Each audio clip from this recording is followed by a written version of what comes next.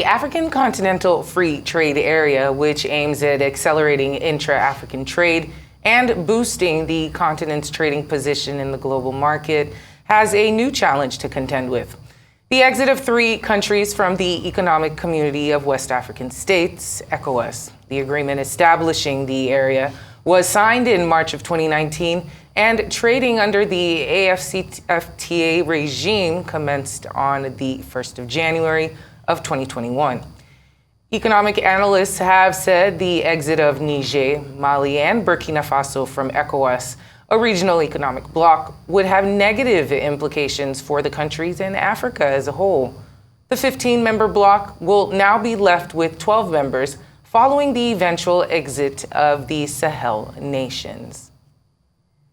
Arise business anchor Boason Omofaye joins us for more on these stories. Well, thank you so much for joining us on Newsday. Thank you so much for having me on Temitokwe. Crisis hit Chinese property giant Evergrande, ordered to liquidate. What more do we need to know? I think the Evergrande's been tottering over the last few years. Again, if you're talking about $300 billion debt, that's a whole lot of money, if you ask me.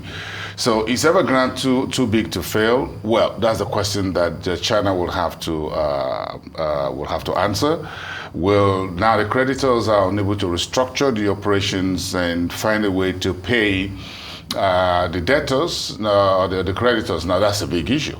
So debt is a major problem. So $300 billion is a whole lot to go down in the US. It's a property market, and this is a company that is well traded. The stock went down 20%. They have to stop the trading because of the decision by the Hong Kong court. It's a whole little bit of messy. But of course, we all know how China handles things. Most likely, the PBOC, the China's central bank, will step in one way or the other, or try to split it down so that it's not all go down the drain, and tries to save a little bit of it, get some folks to be paid.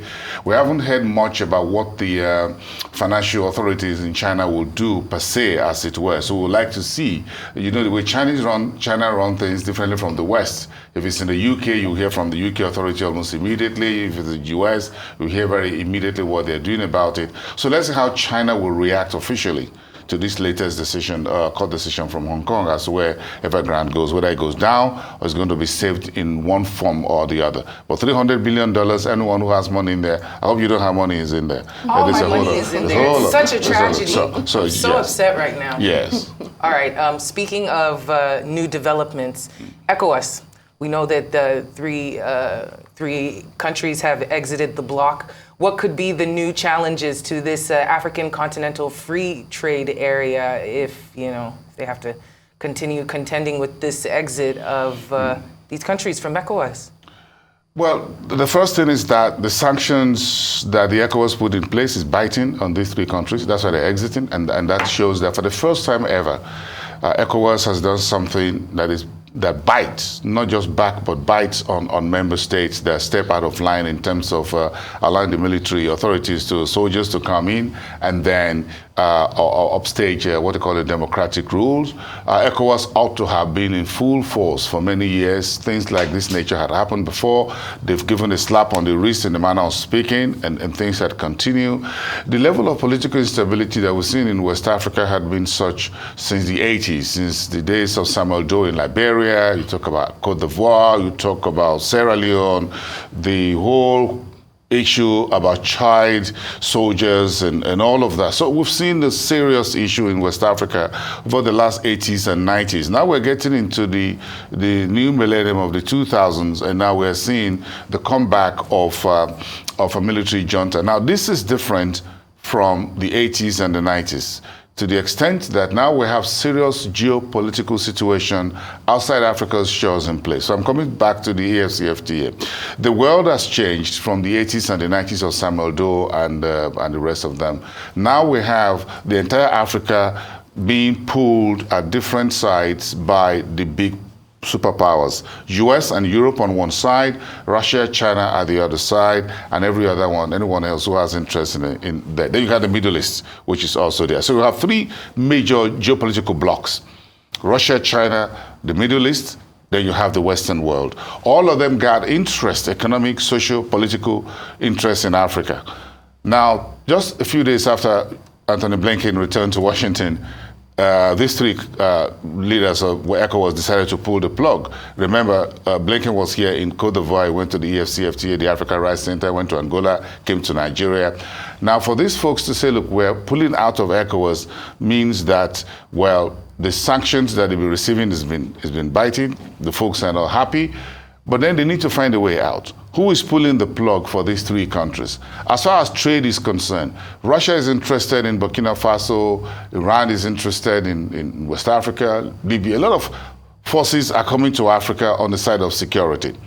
But the bottom line of this whole insecurity is economy, in terms of who controls the uranium, who has the resources to the agriculture, cotton, massive production in Burkina Faso and in Mali and a few other African countries, major exports of cotton. Who is interested in those exports? Who is interested in a number of other gold, for example, also from Mali that goes to France and what have you? This is a major challenge to the power of France and Paris, as it were, for hundreds of years. That is now been strongly challenged. You have three rebellious countries pulling out of ECOWAS, which is Mali, Niger, and Burkina Faso, without, of course, they already kicked out France in a manner of speaking, so they're not in bed with France anymore. So they're looking for new suitors in the manner of speaking. But ECOWAS, as it were right now, seem to have moved a little bit more towards the English-speaking West African part of it, because the leadership is being held by Nigeria. They don't like these sanctions, but these sanctions are biting, so they need to find a way. What would have been different is anyone's guess. The AfCFTA, now to come back to the AfCFTA, is the fact that every country has to sign on to be part of the AfCFTA. It would be good to trade as a bloc, either you are ECOWAS or you are SADC, which is the Southern African Development Community, or you are COMESA, which is the Common Market for East and Southern Africa, or you are part of the East African Community, which is EAC, Uganda, Tanzania, Kenya, Rwanda, and the rest. So we had about 6-7 blocks, in the manner of speaking. But we seem to be the largest in terms of numbers, but we seem to have a bit more problem because we have more predominant of French and English coming together to form a single block. So that is a problem here. So how the AfCFTA will resolve it, which is headquartered in Ghana, is anyone's guess. But I don't think for now is a major setback for the AfCFTA. Every country that wants to trade within the AfCFTA can decide whose neighbor you trade in with. So these three countries can still be part of the AfCFTA and still trade amongst themselves. But the sanctions that Western ECOWAS has imposed on them restricts them in a manner of speaking. For example, access to their funds within the central bank. These three countries are part of the BCAO, which is the central bank for West African French speaking. So they've got that regional block of their own. They are under the West African CFA franc, under the UEMOA region. So they have those issues to deal with. So how they are going to walk away from ECOWAS, in the manner of speaking, is what I'm trying to find out, because would that mean they would also exit from the French-speaking West Africa Central Bank? Would they exit out of UEMOA? What will happen will still be a matter of something to decide on. But if Burkina Faso want to trade with Mali, AfCFTA would not say, don't do it. If Mali wants to trade with Niger, AfCFTA would not say, don't do it. If three of them wants to trade among each other and any other country within West Africa and the wider Africa, the AfCFTA would not say, don't do it. The only problem is that you have sanctions within your region. How that will impact the funds, inflow and outflow for such trade, if it has to go through central banks and whatsoever in West Africa, that will have to remain something to be sorted out. But is it a bloody nose? Somewhat. I think it is for West Africa. I think I haven't seen this in my entire career for three countries to just say, look, we're exiting the bloc. If you look at East Africa right now, they're adding more members. I think we need to resolve our issues in West Africa. I don't want us to be the poster boy for all the wrong things in Africa. East Africa last year also added DR Congo. They added now Ethiopia wants to join East African community. They're expanding all the way to the Horn of Africa, Somalia, Burundi, Djibouti, and the rest of them to that corridor. They've expanded very strongly to Central African area, where you have the Central African Republic, you have DR Congo, and the rest of them them. East Africa is doing very well. They've expanded from just about 3, 4, 5 to almost 10. And they are expanding not just in the banking industry. Their banks are making cross-border investment. They're expanding very rapidly in terms of trade. They're expanding in terms of oil, in terms of economic and tourism and what have you.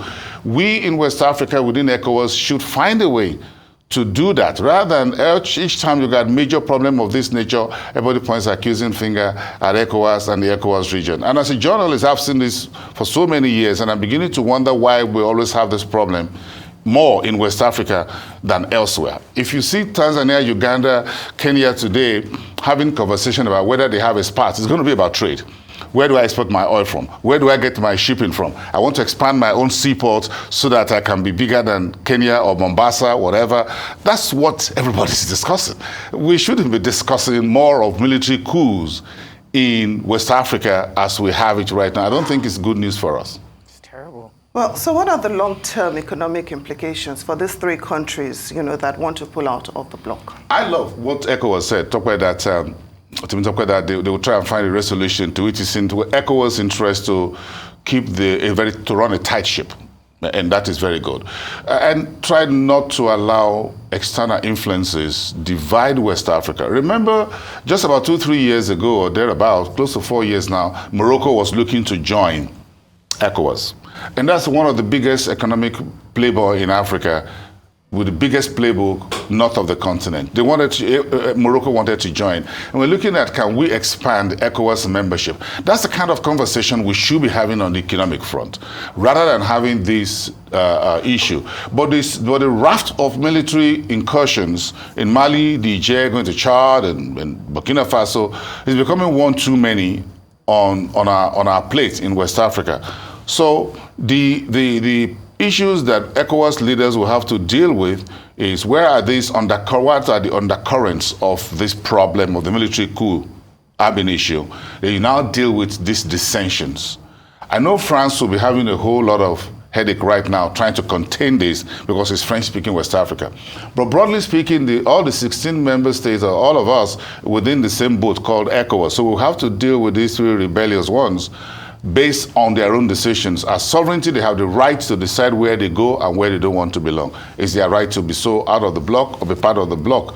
But I think the more the merrier.